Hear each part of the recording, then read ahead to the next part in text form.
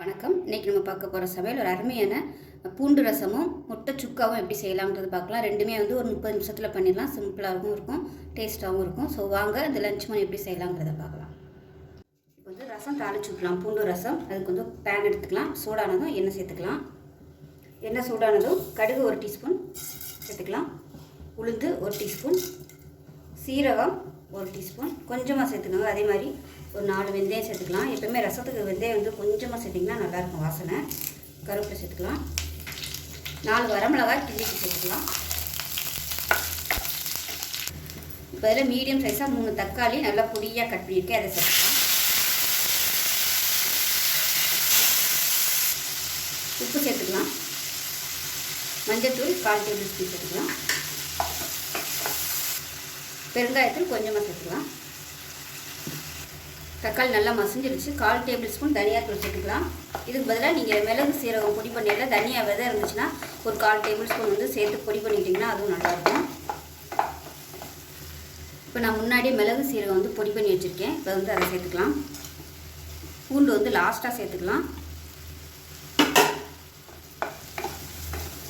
இப்போ மிளகு சீரகத்தை சேர்த்துட்டு லேசாக 2 பரட்டி விட்டுட்டு இதில் பார்த்தீங்கன்னா ஒரு 1/4 டம்ளர் அளவுக்கு ஒரு 25 கிராம் இருக்கும். ஸ்பூன் கணக்கில் சொல்கிறதுனா ஒரு 3 டேபிள் ஸ்பூன் துவரம் பருப்பு நல்லா மசிகிற அளவுக்கு வேக விட்டு வச்சுருக்கேன். இந்த அளவுக்கு பருப்பு இருக்கிறதே தெரியக்கூடாது, அதாவது ரசத்துக்கு நல்லாயிருக்கும். இப்போ அதை சேர்த்துக்கலாம்.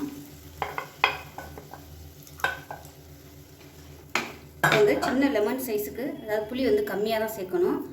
ஊற போட்டு வச்சுருக்கேன் தண்ணியில். இப்போ இதை கரைச்சிட்டு இந்த புளி தண்ணியை சேர்த்துக்கலாம்.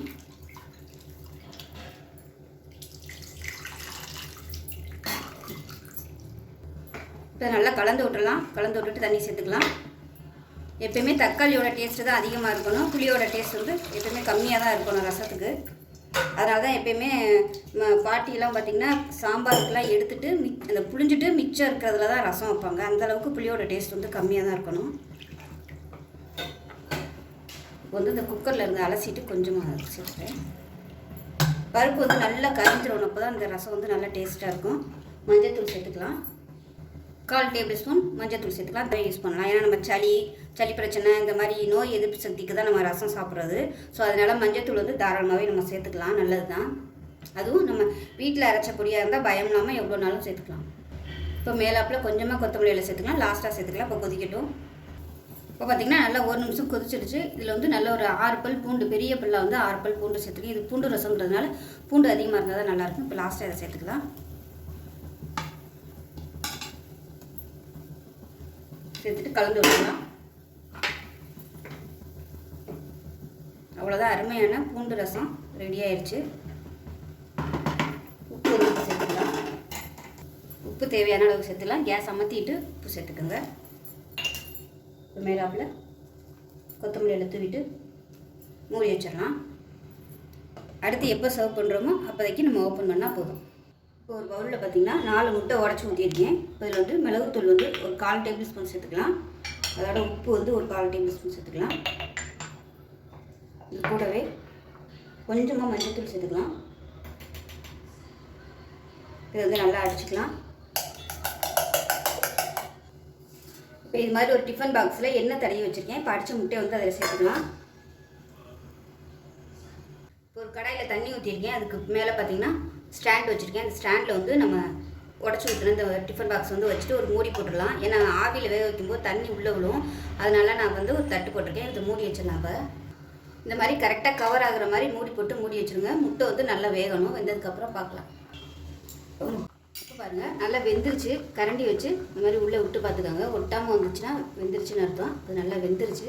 இதை வெளியில் எடுத்து ஆற விட்டுக்கலாம். ஆறுனதுக்கப்புறம் பார்க்கலாம். இப்போ டிஃபன் பாக்ஸில் இருந்த முட்டையை இந்த மாதிரி பீஸ் கட் பண்ணி எடுத்து வச்சுருக்கிறேன். உங்களுக்கு அதை அப்படியே எடுக்க வராது. நீங்கள் டிஃபன் பாக்ஸில் இருக்கையிலே நீங்கள் கத்தியை வச்சு கட் பண்ணிங்கன்னா தான் உங்களுக்கு இந்த மாதிரி வரும். நான் ரவுண்ட் டிஃபன் பாக்ஸாக இருந்ததுனால எனக்கு கொஞ்சம் பீசஸ்லாம் கொஞ்சம் ஒரு மாதிரியாக வந்துருக்குது. நீங்கள் சதுரமான டிஃபன் பாக்ஸ் வச்சுருந்தீங்கன்னா உங்களுக்கு எல்லா பீஸுமே கரெக்டாக வந்துடும். இப்போ அது ரெடியாக இருக்குது. இப்போ தாளிச்சு விட்டுலாம். பேன் சூடானதும் எண்ணெய் சேர்த்துக்கலாம். எண்ணெய் சூடானதும் சோம்பு 1 டீஸ்பூன் சேர்த்துக்கலாம். எனக்கு கரம் மசாலா லாஸ்ட்டு சேர்க்குறதுனால இஞ்சி பூண்டு பேஸ்ட்டெல்லாம் சேர்க்க போகிறேன். அதனால் நான் வெறும் சோம்பு மட்டும் சேர்த்துருக்கேன். தாளிப்பு ஐட்டங்கள் பட்டை கிராம்பெலாம் எதுவும் வேணாம். விருப்பப்பட்டால் நீங்கள் சேர்த்துக்கலாம். கருவேப்பிலை சேர்த்துக்கலாம். பொடியாக நறுக்கின பெரிய வெங்காயம் சேர்த்துக்கலாம். இதை நல்லா வதங்கணும்.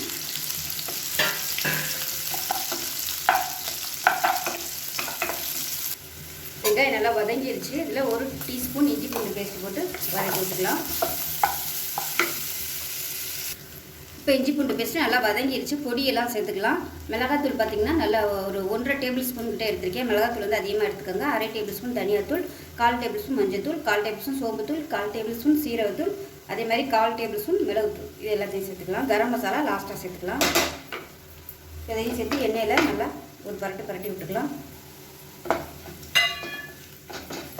லேசாக பரட்டி விட்டுட்டு தக்காளி வந்து அடித்து வச்சுருக்கேன், அதையும் சேர்த்துக்கலாம். நீங்கள் தக்காளி நறுக்கி போடுறதுனாலும் சேர்க்கலாம். ஆனால் அந்த தக்காளி அடித்து ஊற்றினீங்கன்னா தான் உங்களுக்கு அந்த எசன்ஸ் எல்லாமே அந்த முட்டையில் வந்து நல்லா இறங்கி நல்லாயிருக்கும். இல்லைன்னா உங்களுக்கு அந்த தக்காளி வந்து திரியாக அப்படியே இருக்கும். மீடியம் சைஸாக 2 தக்காளி எடுத்துருக்கேன். அது நல்லா எண்ணெய் புரிஞ்சு வரட்டும். தக்காளி அடித்து ஊற்றினீங்கன்னா உங்களுக்கு நல்லா ஸ்மூத்தாக இருக்கும். கிரேவி சாப்பிட்றதுக்கு எந்த இதுவுமே இருக்காது. பசங்களாம் நல்லா சாப்பிடுவாங்க. இல்லைன்னா அந்த தோல் பார்த்திங்கன்னா தனித்தனியாக இருக்கும், அதை புறக்க வச்சுக்கிட்டே இருக்குங்க. அதனால் எப்போயுமே இந்த மாதிரி அடித்து ஊற்றிட்டிங்கன்னா டேஸ்ட்டும் நல்லாயிருக்கும், பசங்களும் நல்லா சாப்பிடுவாங்க. அது நல்லா எண்ணெய் பிரிஞ்சு வரட்டும். ஆனால் அந்த தக்காளி அடித்து ஊற்றினீங்கன்னா நல்லா எண்ணெய் பிரிய வதக்கணும், அதுதான் ரொம்ப முக்கியம். இப்போ நல்லா எண்ணெய் பிரிஞ்சு வரட்டும். இப்போ இந்த மசாலாவுக்கு தேவையான உப்பு சேர்த்துக்கலாம். ஒரு 1/2 டேபிள் ஸ்பூன் சேர்த்துக்கலாம். இப்போ இதுக்கு மட்டும் சேர்த்தா போதும். முட்டையில் வந்து நம்ம ஏற்கனவே உப்பு சேர்த்துருக்கோம். இப்போ பாருங்கள், மசாலா நல்லா வதங்கி ஓரளவு வந்து எண்ணெய் விட ஆரம்பிச்சிச்சு. இப்போ கொஞ்சமாக தண்ணி சேர்த்துக்கலாம். எப்பயும் போல் சுடு தண்ணியாக சேர்த்துக்கோங்க. நல்லா கலந்துக்கலாம். ரொம்பலாம் தண்ணி ஊற்ற வேணாம். நம்ம தொக்கு மாதிரி தானே வைக்க போகிறோம், அதனால் தண்ணி வந்து ரொம்ப ஊற்ற வேணாம். இப்போ இது வந்து கொதிக்கட்டும். இப்போ பாருங்கள், நல்லா எண்ணெயெல்லாம் பிரிய ஆரம்பிச்சிருச்சு. இந்த ஸ்டேஜில் நம்ம வந்து வேக விட்டு வச்சுருக்க அந்த முட்டையை சேர்த்துக்கலாம். முட்டை சேர்த்தோடனே கிரேவி வந்து இன்னும் கொஞ்சம் திக்காகும். ஏன்னா அந்த தண்ணி எல்லாத்தையுமே அந்த முட்டை வந்து நல்லா உள்ளே இழுத்துக்கிட்டு நல்லா கெட்டியாக வந்துடும். நல்லா பரட்டி விட்டுக்கலாம். இந்த ஸ்டேஜில் உப்பெல்லாம் செக் பண்ணி பார்த்துட்டு பத்தலைன்னா நீங்கள் சேர்த்துக்கலாம். இதை அப்படியே மூடி விட்டுடலாம். நல்லா அப்படியே மீடியமான ஃப்ளேமில் நல்லா கொதிச்சுட்டு இருக்கட்டும். இப்போ பாருங்கள், முட்டை எப்படி இருக்குன்னு பார்க்கலாம்.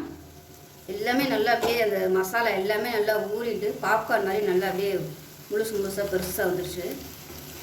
இப்போ நல்லா அப்படியே பரட்டி விட்டுறேன். மெதுவாக கிளறணும், இல்லைன்னா உங்களுக்கு அது உடஞ்சிரும்.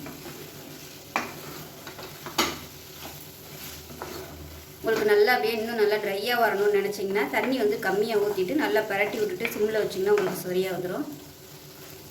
இப்போ இன்னும் கொஞ்சம் நல்லா ட்ரை ஆகட்டும். இப்போ மேலாப்பில் கொத்தமல்லி வச்சுட்டுக்கலாம். நல்ல வாசனையாக இருக்குது. அந்த முட்டை வாசனையோட சூப்பராக இருக்குது. அப்படியே மூடி வச்சுக்கலாம். ஒரு நிமிஷம் ஆயிடுச்சு. அவ்வளோதான், மாற்றிடலாம். அருமையான முட்டை சுக்கா ரெடி ஆகிடுச்சு. ரசம் சாதம், சாம்பார் சாதத்துக்கெலாம் சூப்பராக இருக்கும். ரொம்ப ஈஸியாக பண்ணிடலாம். முட்டை வேகிறதுக்கு மட்டும்தான் டைம் இருக்கும், மற்றபடி ரொம்ப ஈஸியாக பண்ணிடலாம். இப்போ பாருங்கள், பூண்டு ரசமும் முட்டை சுக்காவும் ரெடி ஆகிடுச்சு. டேஸ்ட்டு நல்லா அட்டகாசமாக இருக்கும். ஸோ இதே மாதிரி செஞ்சு பாருங்கள். செஞ்சு பார்த்துட்டு வீடியோ பிடிச்சிச்சுன்னா லைக் பண்ணுங்கள், கமெண்ட் பண்ணுங்கள், சேனலை சப்ஸ்கிரைப் பண்ணுங்கள், பக்கத்தில் உள்ள பெல் பட்டனையும் ப்ரெஸ் பண்ணுங்கள். நன்றி.